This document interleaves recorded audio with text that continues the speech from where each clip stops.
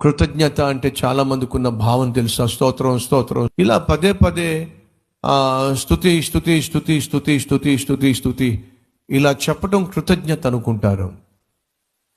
కాదండి. మీరు ప్రభువును స్తుతించినప్పుడు కారణం చెప్పండి. ప్రభువా, చప్పట్లు కొట్టడానికి చేతులు ఇచ్చావయ్యా, స్తోత్రం నాయన. ప్రియ సహోదరి సహోదరులు, మనం మొదట మంచం మీద లేచాము అంటే, మంచం మీద నుంచి లేచాము అంటే ప్రభుకు స్తోత్రాలు చెప్పాలి. ప్రభువా లేవగలిగానయ్యా, టిఫిన్ చేయగలిగామని, ప్రభువా టిఫిన్ చేయగలిగానయ్యా, స్తోత్రం నాయన. నడవగలుగుతున్నామంటే, ప్రభువా నడవగలుగుతున్నానయ్యా, స్తోత్రం అయ్యా. ఈరోజు నువ్వు ప్రభువును స్తుతించాలే కానీ ప్రియ సహోదరి సహోదరులు, అణువణువున స్తుతించాల్సిందే.